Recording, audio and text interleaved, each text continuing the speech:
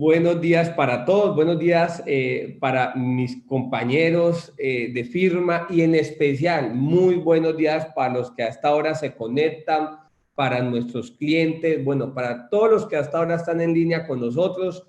Un evento que hoy sin duda alguna ha tenido una gran acogida, que vamos a tocar temas de muchísimo interés. Y como ya lo mencionó Alexandra, vamos a ir tocando los temas más relevantes en lo que respecta a actualización tributaria.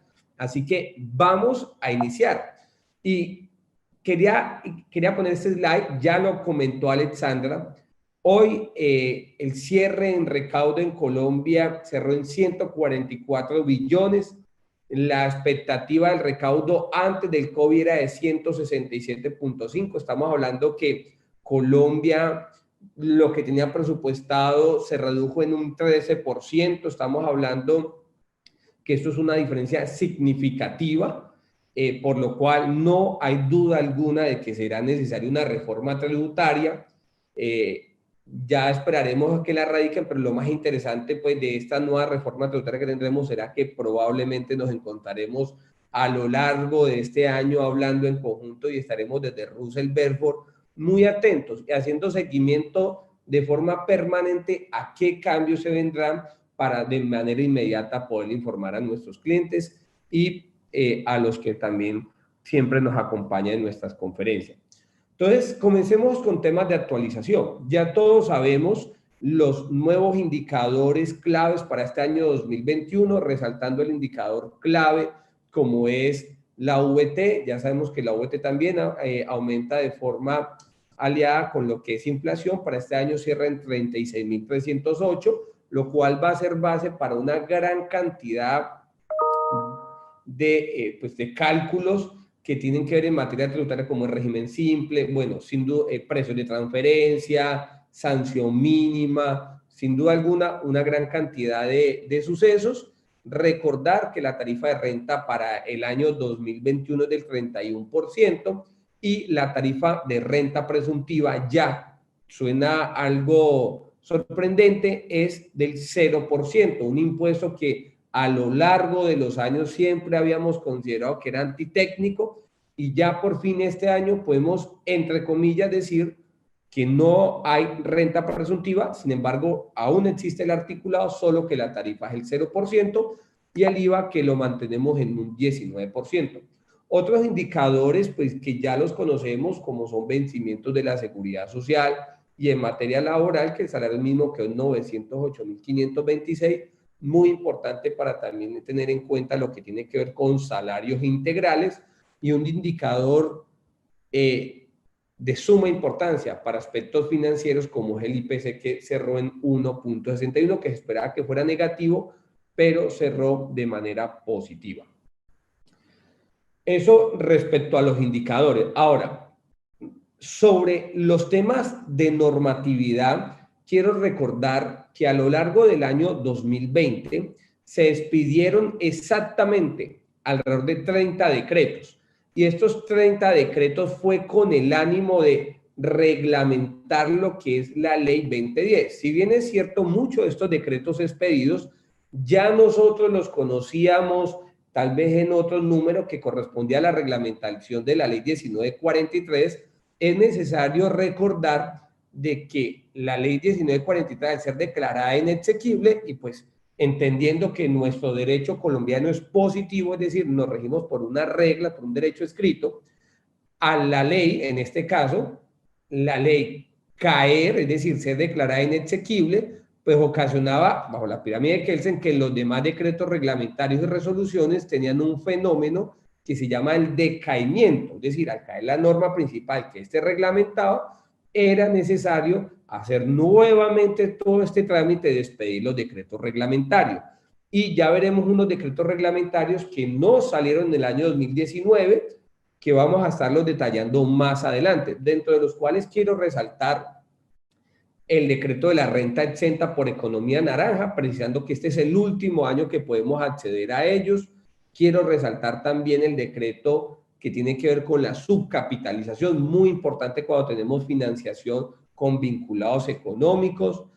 También importante la devolución automática para aquellos que hoy tienen saldos a favor. También resaltar el régimen simple de tributación, como lo mencionaba Alexandra hoy, que está teniendo mucha acogida. Ya hay más de 360.000 empresas acogidas a este régimen. Sin duda alguna se vuelve algo muy atractivo y en especial para las micro y pequeñas empresas. Y también resaltando lo que es el régimen cese e impuesto a los dividendos, que más adelante estaremos viendo qué cambio nos trajo ese decreto, que realmente es una réplica ya de la ley 1943.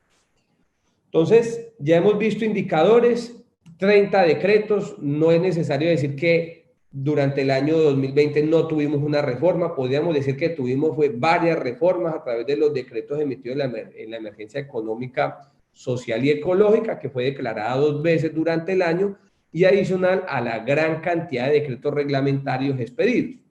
Y uno de estos decretos que más esperábamos y resolución es lo que tiene que ver con los documentos soportes, y aquí va a ser el primer punto donde vamos a ingresar. A través de la resolución 042 y también con la actualización del decreto reglamentario en todo lo que tiene que ver con documentos soportes, hoy nos encontramos con los siguientes. ¿Cuáles son los documentos soportes con los cuales yo soporto una transacción por una adquisición de bienes o de servicios?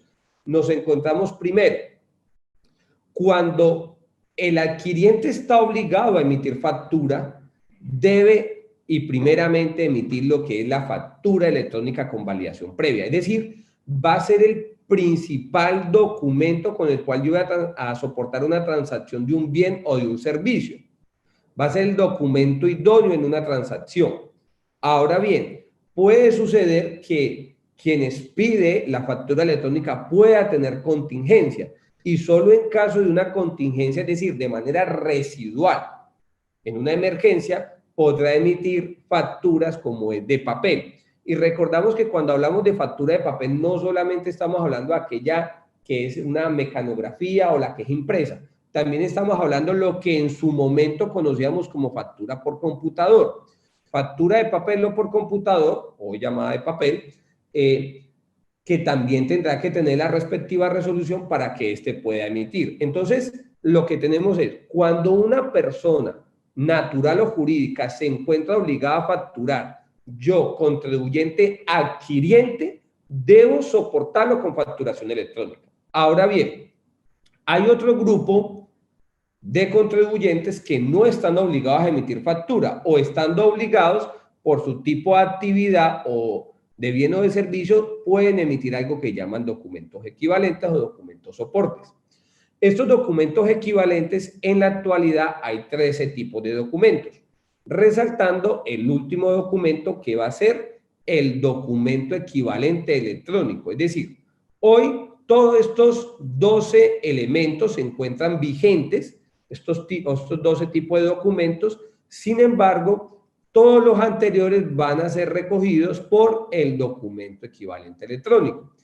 Por lo cual, entonces vamos a tener que este año prácticamente para soportar transacciones solamente va a ser la factura de venta electrónica con validación previa y el documento electrónico. Sin embargo, hasta tanto el documento electrónico aún no salga la reglamentación, que la norma establece que será máximo a junio 21, los documentos del 2, es decir, desde acá hasta el número 12, van a tener validez fiscal.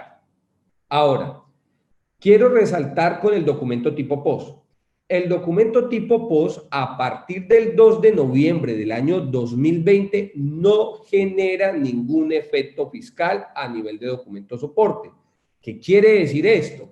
Que a nosotros, cuando adquirimos o compramos bienes o servicios que es soportado con documento tipo POS, no me va a otorgar derecho ni a deducción ni a IVA descontable. Y esto va a ser algo muy importante porque tendremos que cambiar la cultura en lo que tiene que ver con los documentos soporte, muy particularmente cajas menores y muy particular también lo que son viáticos. Resalto como ejemplo el combustible, por ejemplo, resalto otro ejemplo como es ir a los almacenes de cadena, resalto lo que son restaurantes. Y eso es un cambio cultural que tenemos que realizar. Es más, hasta título particular, cuando he tenido situaciones en las que se me pasa a solicitar, por ejemplo, en un restaurante que uno le emitan factura electrónica, y muchas veces es porque las empresas tampoco tienen bien parametrizado, no tienen entrenado el personal, y ocasionalmente uno termina al final perdiendo ese costo de deducción. Y una cliente me preguntaba, Roger, ¿qué hacemos entonces cuando en un lugar solo me emiten POS y me dicen que no me pueden emitir factura electrónica? La recomendación va a ser, búsquese otro lugar.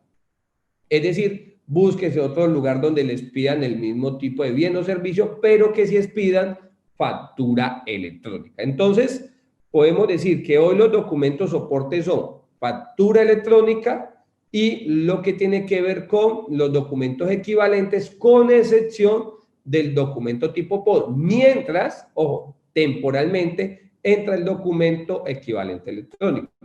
Ahora, hay unas cabe resaltar y que está prohibido, aunque esto está prohibido desde hace muchos años, pero hoy quiero volverlo a resaltar aún más, las cuentas por cobrar y lo que es la prefactura está prohibido. Es decir, que yo siendo una persona obligada a facturar no puedo emitir una cuenta de cobro, que es lo que a veces hacen empresas para solicitar anticipos o hacen famosas prefacturas, eso es prohibido, y en caso de tener alguna visita o alguna inspección por el ente administrador de recaudo de impuestos, en este caso la DIAN, puede llegar a dar hasta cierre de establecimiento de comercio.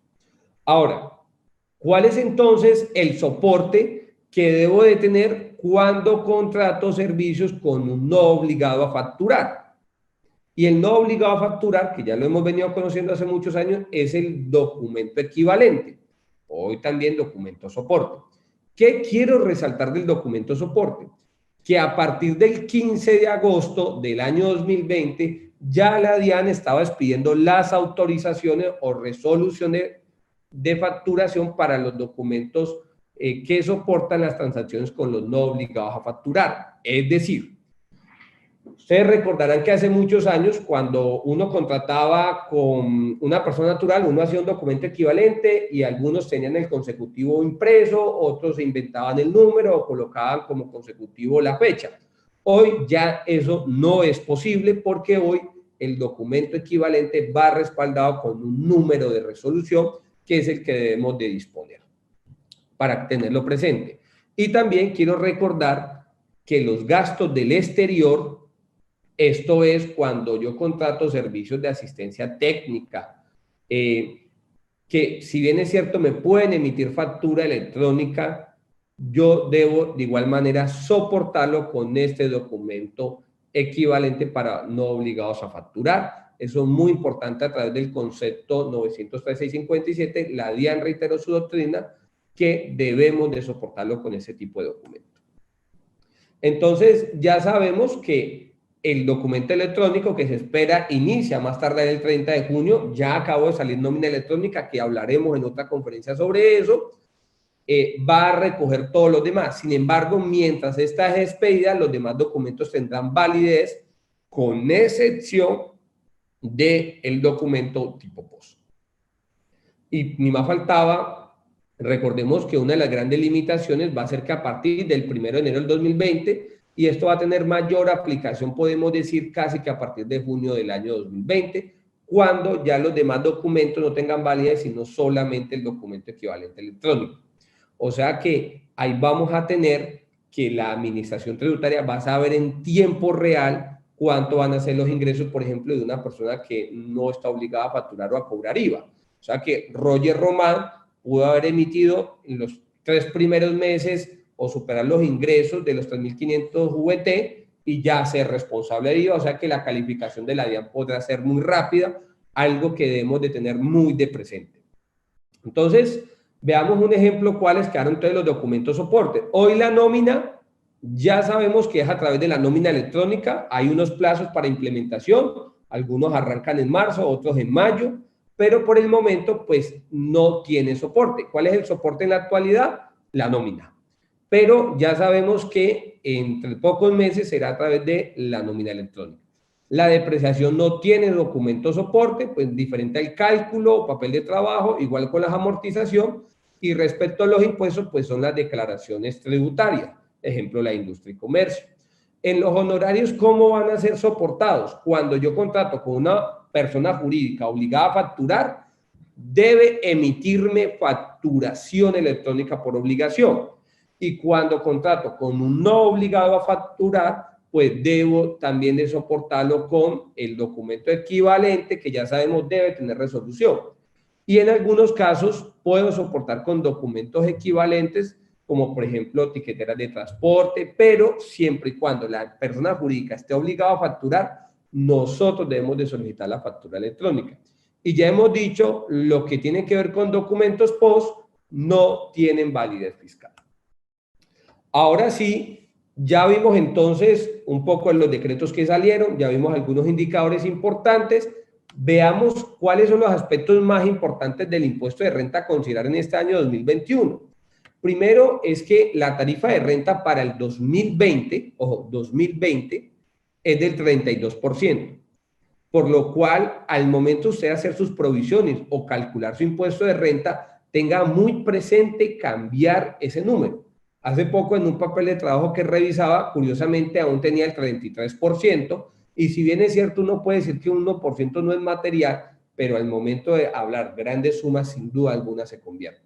La renta presuntiva para el año 2020 del 0.5%, 2020. Hoy, que es la que vamos a calcular el impuesto de renta ahora, que se nos vencerá la mayoría entre abril a mayo. Y para el 2021 es que es el 0%. Comencemos con algunos temas muy puntuales que han generado grandes inquietudes. La primera tiene que ver con el PAEF. Aquí hay que recordar que el PAEF es gravado con el impuesto de renta. Quiere decir que todos esos auxilios que recibieron aquellas empresas que hubo una reducción de sus ingresos y lograron sostener su planta de personal, pues en este caso ese ingreso va a ser gravado con renta, que es un ingreso por subvención.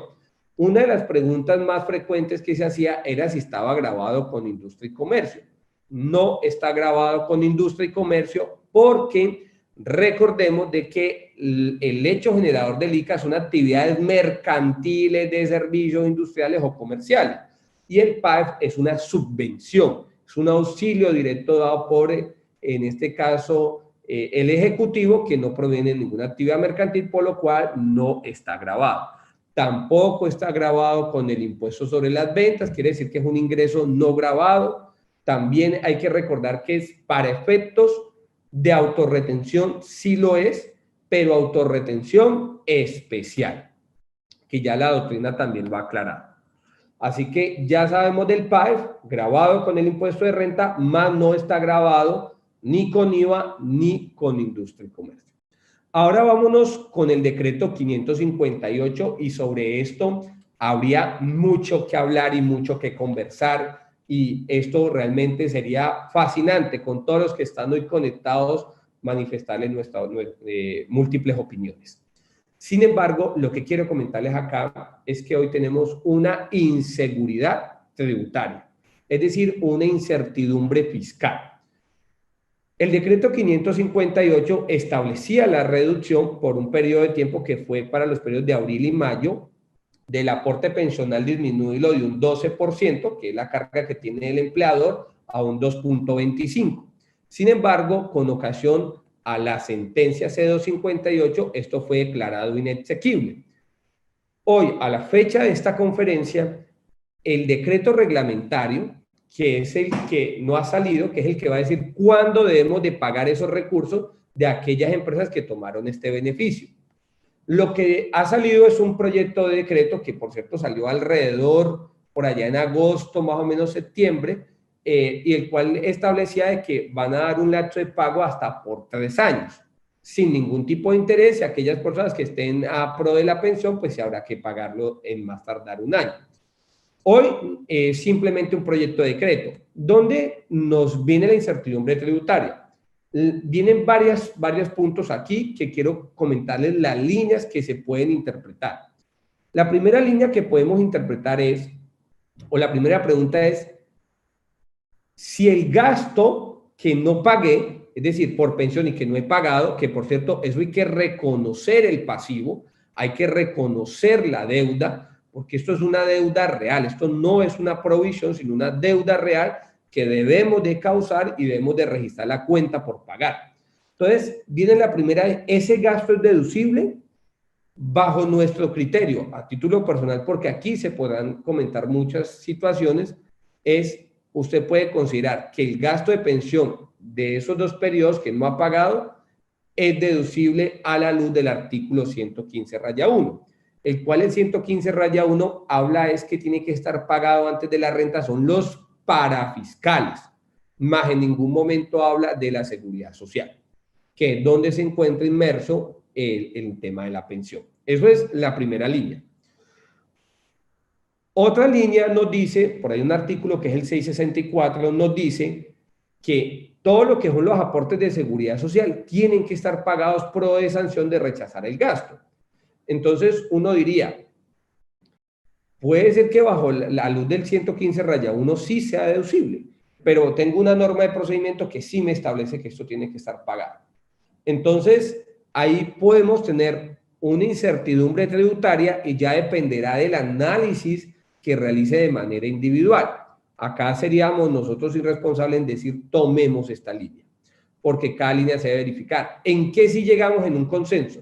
Aquellas empresas que hoy tengan el flujo de caja y puedan pagar esa seguridad social antes de la presentación de la declaración de renta, pues consideramos de que la incertidumbre tributaria pues ya no les aplicaría. Sin embargo, hace poco me reunía con un cliente, le comentaba esta situación y la seguridad social que dejó de pagar por esos 2 meses, solo en ahorro de pensión fueron casi 450 millones. Y obviamente eso afecta su flujo de caja cuando le están dando la oportunidad de financiar hasta por 3 años. Y otra situación e incertidumbre que tenemos es, sí, puede ser totalmente deducible el gasto por seguridad social, en este caso de salud.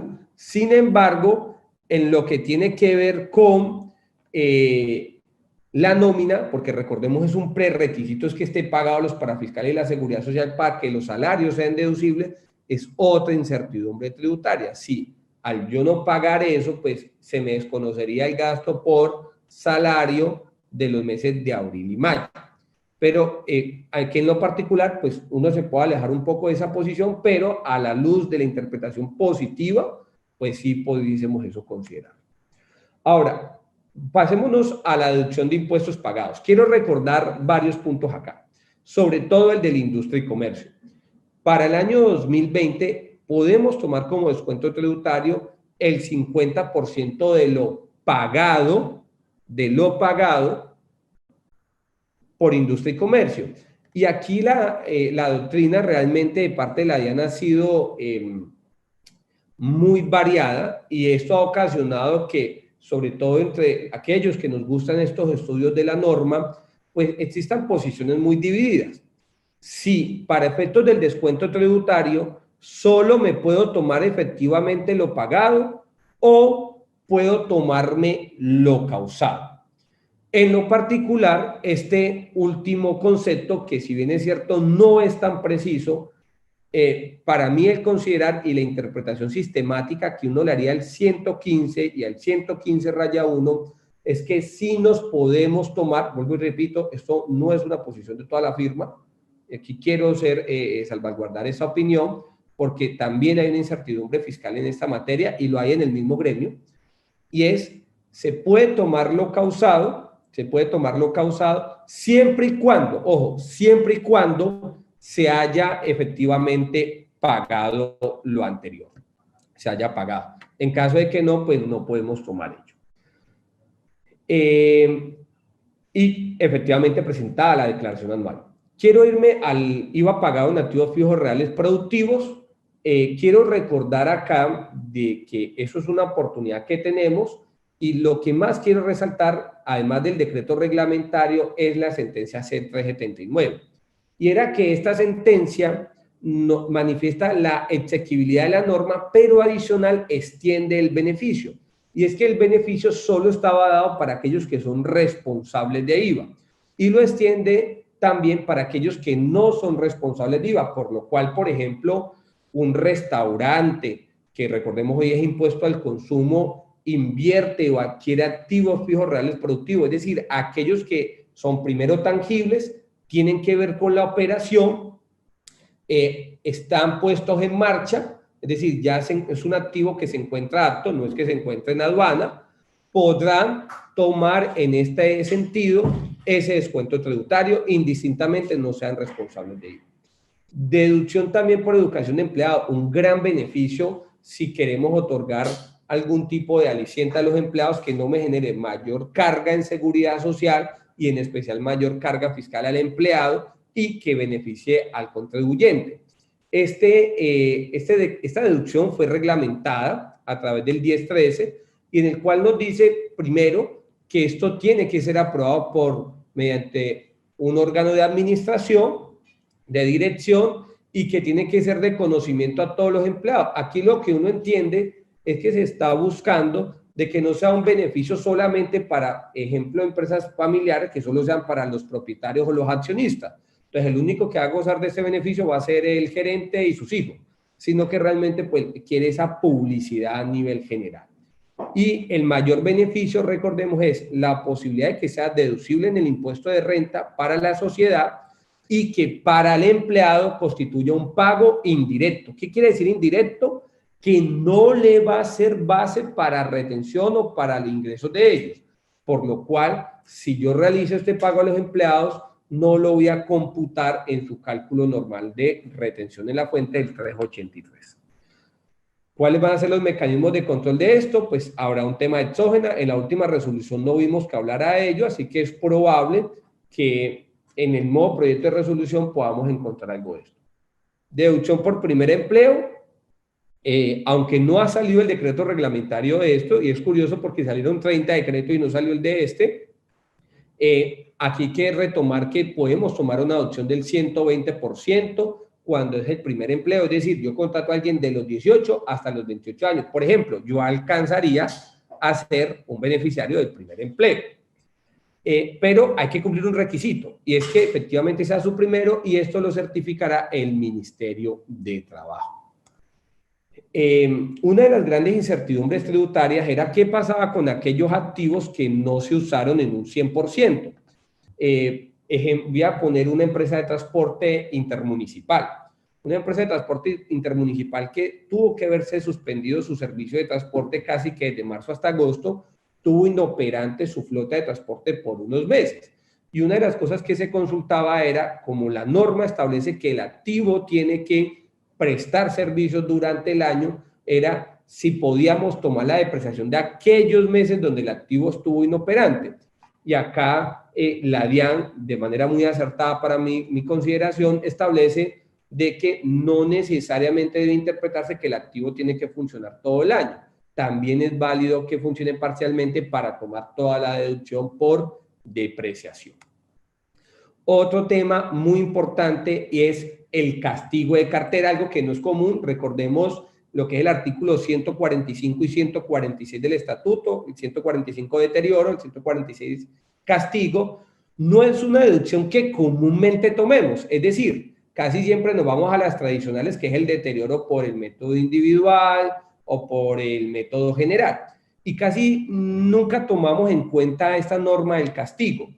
Si bien es cierto, hay jurisprudencia reiterada y también existe en la ley la posibilidad que tiene el contribuyente, esta última sentencia nos aclara de que primero, lo más importante para tomar el 100% como castigo de una cuenta por cobrar es pues efectivamente poder demostrar, probar o tener los documentos probatorios en caso de una inspección, la insolvencia total del deudor. Voy a poner un ejemplo.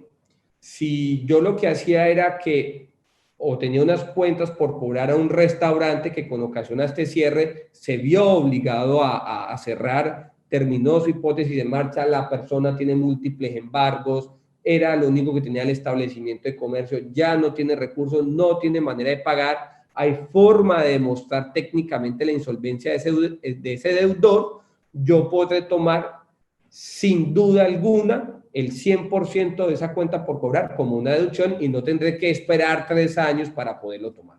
Así que es algo que se debe revisar. La sentencia efectivamente nos dice pues que no hay un presupuesto legal, sino que es se debe mostrar la insolvencia de acuerdo a la sana crítica comercial. Acá quiero recordar esto también, una sentencia muy importante del Consejo de Estado por el doctor Pisa, en el cual nos expande nuevamente el criterio de lo que entendemos por necesidad, que lo vemos allá en el artículo 107. Y es que cuando hablamos de la necesidad, no solamente hemos de interpretar el gasto que tenga que tener relación con el ingreso, es decir, es que solamente es deducible si tiene relación directa con el ingreso. Acá también, en este caso, esta jurisprudencia nos dice, también puede ser que el gasto tenga relación con la actividad y no necesariamente esté relacionado con un ingreso. Acá simplemente quiero recordar con la deducción de pago personas naturales lo que tiene que ver que para que sea deducible, pues primero tiene que cumplir los preceptos pues, del artículo 107, aplicar la retención en la fuente, sea la tradicional o la 383, si es una renta de trabajo, el soporte, que en este caso que deberá tener la respectiva resolución de enumeración por parte de la DIAN, en este caso, pues haber prestado el servicio, que es la verificación del pago de la seguridad social, y que también se encuentre inscrito en el RUT y en lo que tiene que ver con su responsabilidad en IVA, si es responsable o no responsable. Y por último, aquí en estos aspectos, recordar el tema de que ya el uso del efectivo pues se encuentra ya no se incentiva, es decir, está buscado con una limitación de no usar porque recordemos, cada pago, es lo que ha dicho la doctrina, es que sea superior a 100 VTs en efectivo, a esa persona el exceso no va a ser deducible. Hay algunos que lo interpretamos que es cada pago, sin embargo, la doctrina le hayan dicho no, es el acumulado en un año. Pese a Roger Román que Roger cobró unos honorarios de 10 millones, me los pagaron en efectivo, solo los primeros 100 VT van a ser aceptados y el resto va a ser no deducible. Tengan mucho cuidado con esto, porque los programas de fiscalización de la DIAN ya les es muy fácil detectar esto. ¿Cómo lo detecta? Los bancos reportan los movimientos bancarios, entonces podemos decir que si yo tengo una deducción de 1.000 millones y solo tengo en movimientos créditos en el banco de 100 millones, pues esto prende una alarma en decir cómo yo pagué los otros 900 millones. Entonces son programas de fiscalización muy fáciles de detectar que debemos de tener mucho cuidado. Y por último, quiero recordar algunos decretos del COVID que están vigentes. No voy a mencionar todos los decretos, sino algunos que están vigentes, como es el decreto 551. La sentencia lo sigue extendiendo, en este caso limitado hasta el 31 de diciembre del año 2021. Es decir, que si se extiende la emergencia económica, la emergencia sanitaria, que va hasta este 28 y seguramente se va a extender, a pesar de que esta se siga extendiendo, no podrá ser superior al 31 de diciembre. Una de las situaciones que tenemos acá es que la ley de emprendimiento permite la devolución de esto, pero cuando escribieron el número del decreto, en vez de escribir 551, escribieron 552 y eso es un hierro. Y ese hierro se soluciona con un decreto y hasta que no se expida ese decreto, pues aquellos que tienen saldo a favor por este concepto no se puede solicitar. Por otra parte, también quiero recordar acá lo que son las donaciones que no causan IVA, como son bienes, vestuarios. Recordar que no se nos vaya a olvidar aquellos que solicitaron devolución del impuesto de renta por devolución abreviada, que era el término de los 15 días, no automática, sino abreviada, y que no han enviado la relación de costos y gastos, tendrán un plazo máximo de un mes una vez terminada la emergencia sanitaria. No se les vaya a olvidar ese punto que para mi concepto es muy importante. Y otro tema que quiero recordar, lo que tiene que ver con la reducción de los aportes de pensión, que ya los vimos, ahí tenemos una incertidumbre tributaria, y por último el 678, lo considero muy importante, que tiene que ver con lo que es la reducción del 80%. La sentencia salió el 15 de octubre, por lo cual, si usted se logró beneficiar, es decir, usted pagó alguna deuda vencida que tenía con un impuesto territorial, llámese industria y comercio, llámese predial, antes del 15 de octubre se entiende un derecho consolidado. Pero si usted pagó posterior al 15 de octubre, pues lo que tenemos que simplemente usted realizó un abono y tendrá que pagar los respectivos intereses y sanciones que haya lugar. Y esto desde el inicio esperábamos que fuera inexequible. solo que tal vez muchos se confiaron esperando que iba a alcanzar a llegar hasta el 30 de octubre, pero la Corte sí manifestó que el efecto es hacia futuro, es decir, una vez expedida la sentencia hacia futuro, ya este decreto pues era totalmente inexequible, pero aquellos que lograron pagar antes de este decreto fueron beneficiados. Entonces, esto era lo que hoy, en esta mañana, quería recordarles, también manifestarles que la economía naranja, que es un gran beneficio de renta exenta, va hasta el año 2021, es el plazo máximo que podemos considerar esto. El régimen cese también sigue vigente hasta el año 2022, que es un beneficio muy grande, la tarifa más competitiva, que es cero. Creo que no hay ninguna tarifa más competitiva que esa, por desarrollo en estos municipios y departamentos, y lo que tiene que ver con la SOMAC, que aún sigue vigente, que esto fue tratado por la ley 1819. Entonces, espero este espacio hayamos podido aclarar muchas de las dudas más importantes que teníamos que comentarles en materia del impuesto de renta, y vimos decreto reglamentario, documento soporte, ya sabemos solo factura electrónica y documento electrónico, vimos también que el PAEF es grado para el impuesto de renta, vimos la incertidumbre que hay en materia de seguridad social, que si usted tiene la oportunidad de pagar ese aporte en pensión antes de la renta, realícelo para evitar cualquier discusión a futuro con la administración, si usted, por ejemplo, solicita renta. También vimos entonces los activos fijos reales productivos que se pueden tomar como un descuento, y también observamos de último algunos beneficios tributarios en materia de renta que se siguen conservando. Señores, entonces doy paso a mis otros compañeros que van a tener una temática fabulosa. Muchas gracias por su tiempo y doy paso a Sandra. Gracias y buen día.